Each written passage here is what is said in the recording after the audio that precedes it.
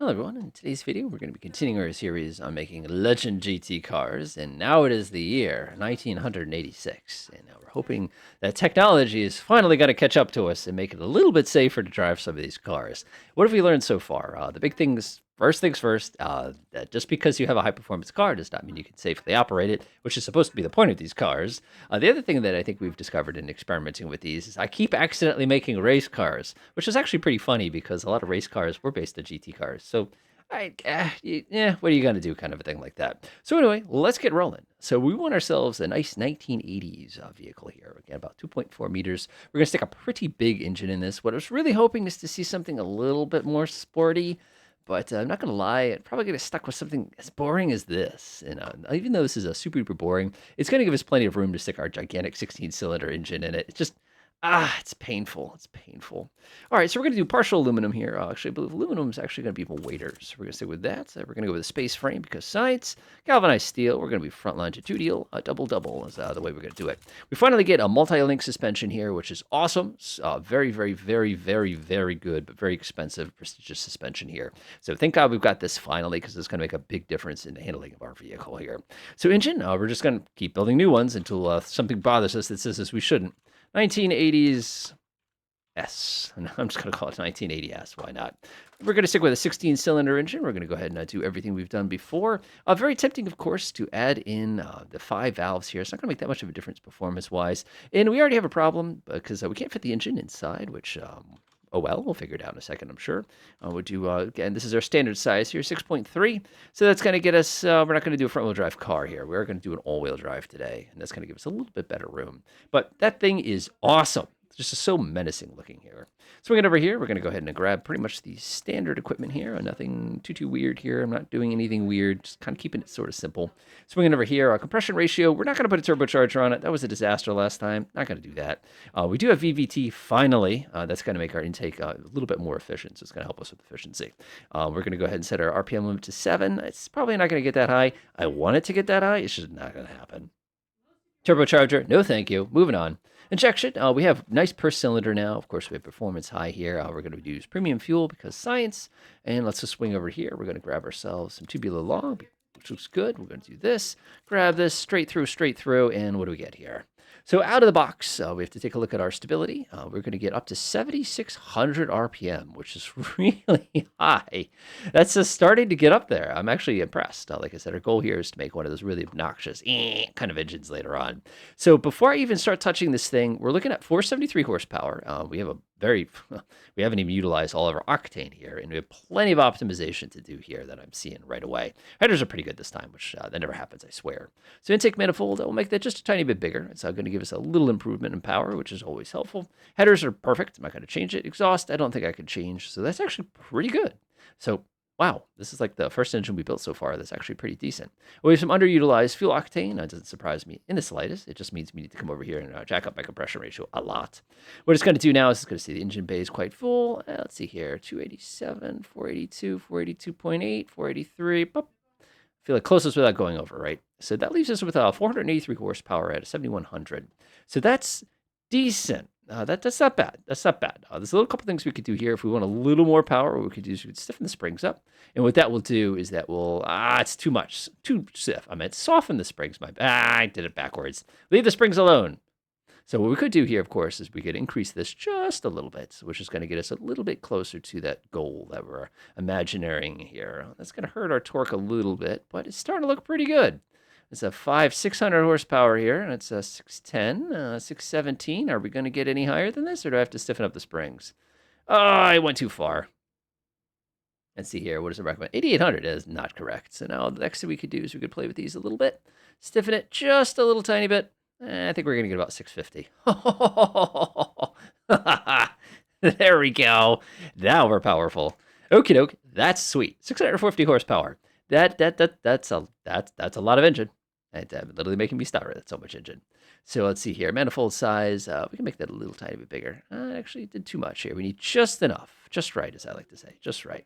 Exhaust size. Perfect. Don't change it. Header size could be slightly bigger. And it's going to give me a little tiny improvement there. Not that much of an improvement. That's actually perfectly fine the way it is. And then we get something that looks like this. Ta-da! Man, that thing's awesome. 1980s classic. Yo. So let's go to the next page here.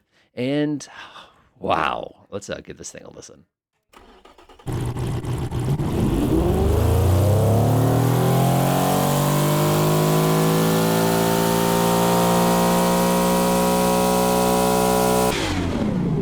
It sounds pretty cool. I like that. You know, in the 90s, we're going to have an 8,500 revolutions per minute version of this engine. It's going to happen. All right, let's head over here. Obviously, we need a coupe, so because we're dealing with GT cars, so we're going to stick with that one. It's perfectly fine. The color, as if I have to go over this again, there's only one color that this car could be. Boop, boop, ta-da. Shad. Total shad, man. Oh, he's such a shad. All right, so now we're going to go ahead into fixtures. Actually, before I do that, I'm going to go to drivetrain. We're going to make it an all-wheel drive car. I know that sounds scandalous, but it's actually worth it. My goal here is to improve handling. That's the one thing I think we haven't got right about this car yet. So one thing we could do, of course, is we could put an automatic in here, which, you know, that would be nice. Of course, we could also put a 5-speed manual. Top speed in this thing, 218. Yeah, by the time I'm done with it, it'll be quicker than that. And we get a really nice viscous LSD, a limit slip differential in the back, which actually the front and the back. This is going to be a very drivable vehicle, and I'm looking forward to really having one that I feel safe in, if that makes sense. So fixtures, we've been sticking to a round theme, so we're going to stick with the round theme a little bit longer. I actually kind of like the idea of something like this. I'm kind of debating kind of how I want this to look. So I'm actually going to go like this. I like that little funky sort of the indicator in the middle, but unfortunately it's just a little bit too big. This is also supposed to be an 80s car, so we need to think about that just a little bit. I like the fact that it's, come swing over to that side a little bit. It looks pretty good. It's going to have an air intake here. It's going to have an air intake right there. Actually, I'm going to do that first because I can see it. If I can see it, that means I got to do it before I forget about it, kind of a thing like that. So go ahead and stick this right here. We'll spread this out just a little bit. Looks good to me. Let's go ahead and grab another circular air intake, and we're going to just stick this one right underneath here. And we could probably copy paste the one up above it, but that actually works pretty well for me. And then we get something that looks a little bit like this. And of course, since you're driving a Legend, we need a little rondel in the front there. I'm going to expand that. And that looks awesome. Yeah, there it is. Let's go ahead and spin around to the back. We like to do the little round things. We've done quite a bit of that so far, and I'm actually going to see if this is any good. And it is. Yeah, there it is. One thing I don't want to do, though, is make it so it, like, see how it can be on either side of the trunk there? I'm actually going to put it right there. Yes, I know it's a boot, but too bad. All right, I can put them right there. It's kind of interesting. I'll maybe center them up a little bit. It's kind of like two little alien bug eyes. This thing's cool looking. All right, let's go skip all that. Looks good, looks good. Hood scoop because science. I'll go ahead and grab that. Oh my God, no, no, no, no, no, no, no, no, no. No, bad. Even that's a little too much, a little too much. And knowing what this thing's powered by, I'm still saying that's a little too much, but I like that. We'll stick with that. We'll stick with that. All right, sunroof. We've had one the whole time, so we're gonna go slam a sunroof up on the roof. Open that sucker up a little, make it a little bit bigger. Looks good to me. Aerodynamics. We've been using a lip the whole time, so we're just gonna keep going with that. It's real fun to put these kinds of things on here, but I'll show you what's wrong with these. I'm gonna go slap that on the front real quick. As you can see, it's basically invisible. If I stretch it out like that, you can see it just puts this little kind of like wingy thing on it. It's not that great. One thing I do like though is if you use the round one on the flip side, you can actually kind of balance it a little bit, and it looks a little more natural. Yeah, it's not bad. That's not bad at all. All right, so we're around to the back. We've been using a spoiler this whole time, but this is the 1980s, so we're going to go with a wing this time. Well, actually, yeah, stick to something that looks like this, which, oof. So this you can't use because you can't open the trunk. Like, if you look real carefully, see how the trunk couldn't open. So what I'm actually going to have to do is shrink this down a little bit so that the trunk is still accessible. Because the last thing I want to do is make it so you wham and snap the spoiler off. That thing is awesome. Oh man, this is a glorious car. This actually has got to be a little bit higher. One of the fun things to do, if you take the bonnet off here, you can see that they're not really lining up with each other, but nobody's got to know, if you know what I mean. All right, looks pretty awesome. Not gonna lie. I think these are a little low, but I'm not doing pop-up headlights. I refuse. Let's see here. 3D looks pretty good. Fuel cap. We'll go toss it in the back like we always do. Looks good. Grab some handles. We should do like nice future handles or something like that, but we're going to stick to these nice chunky 80s handles because why not? I'll grab ourselves some mirrors. I kind of like the mirror with the little indicator on it. Not gonna lie, so I'm gonna stick with that. Oh, look at how neat this thing is. Oh man, these are too low, and it's killing me a little bit, but I'm gonna deal with it. All right, so we're gonna grab this. We're gonna throw this on the roof. I like that. License plate. Obviously, we're gonna stick with Michigan here. Grab that. Automation. Go one of those. I have to shrink everything down just a little bit so I can actually fit the plate on, even though plates can't get any smaller than they already are. Looks good. Oh, that's sweet. This looks like a 90s car. This looks like an 80s car. I mean, this is a little... this is killing me just a little bit. I need to just raise it. I still hate it. I don't want to have to get rid of it. I think I'm just going to have to shrink it and just kind of like, just live. Yeah, I don't love that, but I'm going to stick with it. Good enough. That's nice. That is nice. It doesn't look like a GT car. It looks like a nice, like, luxury car. It doesn't look like a GT, but oh well, what are you going to do? All right, let's go to the back here. We've been doing all sorts of fun exhausts here. I'm just going to use a twin dump here because it's going to be nice and boring. Go ahead and split that to both sides because we are dual exhaust, I believe. Give this a quick little shake, and you can see the exhaust pipes are not going through anything. Ooh, it looks so nasty under there. That's awesome. This thing is going to be a lot of car. Drive chain, we've done with the 5-speed already. Clearance is small. Clearance is... Why? Wait, what? Aren't you just telling me the same error message 3 times? Don't tell me that. All right, swing over here. We're going to grab some radials here. We're going to grab some sports compound. Nice and chunky. I'm not going to say the bigger the better or something stupid like that, but you do want big tires. That will make a safety difference here. So that's one of the easiest ways, by the way. If you want to identify high-performance cars, just look for one that's, you've got... Oh, that's cool. Nope. Nope. Oh, yeah, there we go. Stick with that. You can always identify high-performance cars. Just look how wide the tires are. Like, especially these. Look at how honking those things are. Honestly, I think I overdid that. Go back to 220s. There we go. Still too much, not going to lie, but we'll deal with it. Brakes, vented discs. They're going to be big brakes. I'm calling it right now. Vented discs again. Just like that. That will probably be too big. Fully clad. Again, aerodynamics is good. Brake airflow maximum. Not going to matter. Handmade. Luxury cassette. What is luxury cassettes? I'm sorry, but these are the Maxwell cassettes. Rack opinion, TC and AC ABS. I can't believe we have this in the 80s, but it's going to make a huge difference. And we're also going to shift the weight distribution back a little bit, make it a little bit safer for us. So ride-wise, we need something that's nice and easy. So that's actually pretty good. Bup, bup, bup. And we're going to jack these things up because I'm already calling it right now that they're not going to be set to the correct values. Bup, bup, bup, bup, bup, bup, bup, bup. Okay, this should make a difference for us. Okay, so we're interested in GT and GT Premium. I'm going to pin that one, and we're going to see how we did. All right, we definitely have some problems to solve here, which is nothing unusual. Brakes, first problem. Have we ever not had a problem with brakes? So first things first on our brakes, I'm actually just going to increase the profile. As long as it doesn't get mad at me. Nope, we're good. Of course, when we increase the profile, this is going to give you more room to put brakes in. By putting the bigger brakes in, it's going to make it a little bit easier for us. So I could just go ahead and increase the amount of pistons I have. 4 pistons is probably going to be too much for my brakes. How about 3 pistons? 3 pistons plus a little tiny bit of force, I think is going to be the way to do it there. Perfect. We're going to go down about 70, 60%, I think. Call it 60. 58. Not bad. 50? Okay, that's not bad. Remember, we have anti-lock brakes now, so we can actually afford to use stronger braking force than we actually need. All right, popping over here are... Nice. That's all set. That's all set. Let's see our warnings. I swear that's the same area. Did you not... The side of the engine's in front of the engine. Yeah, I know. I did it that way intentionally. All right, let's see how we did here. So we have a price perception problem. Our car is too cheap. Let's see here. This one, I think we have knocked it out of the park. This is the first GT car we've actually made that's a GT car. And when I take a look here, you can see desirability, desired. You can see here comfort, fantastic, fantastic. Absolutely, I'm right on as far as drivability goes. Looks good. 0 to 100. Obviously, we got plenty. I don't know how my competitors are so darn close to me. That's impressive. Neat. All right, let's head over to testing. We'll head over to the test track here. We're going to go ahead and speed up time a little bit and give it a try.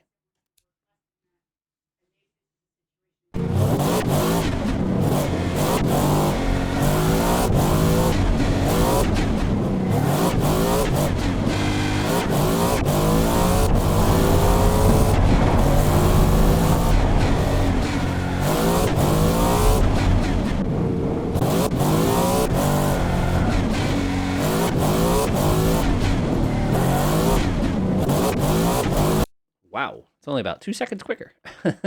Not bad. All right, so the question now is this car going to be as nice as the other cars that we've made so far? I think this is going to be, abort. You know what we didn't do is we never bothered to actually set up the aerodynamics on this thing. Also, we have no brake fade, which is pretty cool. But one of the things we didn't change here is we didn't actually adjust our downforce. So if you actually take a look here, if I increase my nose here, notice it instantly gives us problems. Don't worry about it. That's going to happen. So I crank this up really, really high on my front wing. Notice here, it just shrinks those two together. So what we want to try to do is we want to actually get these two numbers about as close as we can get them. So if I actually decrease my rear wing angle here, you can see that I get these two a lot closer to each other. And the closer these things get to each other, the more likely we are to have nice even handling across our power. So that looks pretty good right there. That's actually not bad. So still getting yelled about the engine bay. Sorry. What am I going to do about that? All right, does this need to be changed? 212 is fine. I don't need to change that. It's fine the way it was. Check the brakes one last time. Brakes are perfect. All right, time to export this thing and see what it's like. And here we are with our 1986 GT.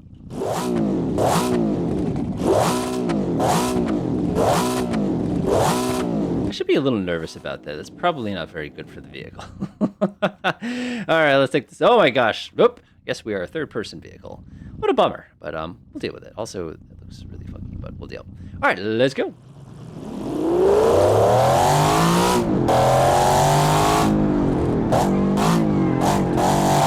Oh my gosh, this is the first car we've driven that's actually drivable as he smashes into the wall.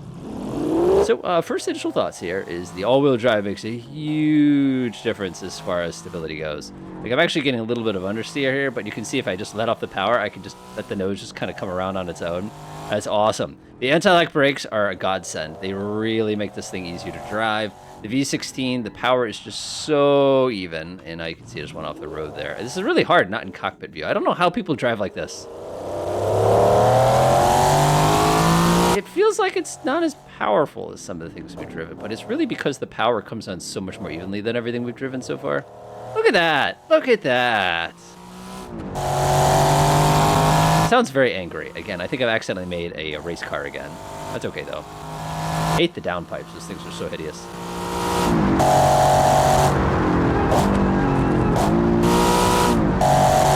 I can handle this thing. This is so nice. I braked way too late for that.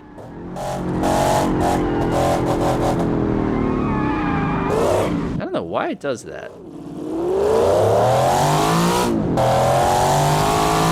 Okay, this is officially my favorite. This thing is excellent. I have very little to complain about this car. It has the speed that you hope that it has. Its acceleration's good. The suspension is mostly responsive. It does get this kind of like weird trailing oversteer thing, but that's probably has something to do with the fact that it's the weight balance on this thing is definitely a little on the even side. But it wants to, it just needs a little more weight in the back. Oh God, whoa, that's gonna hurt. The all-wheel drive makes a massive difference in stability here. I think all of our future vehicles will all be all-wheel drives. Still wouldn't mind putting an automatic on it just to make it a little bit easier as far as driving goes, because then I don't have to worry about changing the gears. But as far as like the safest car we've made, this is it.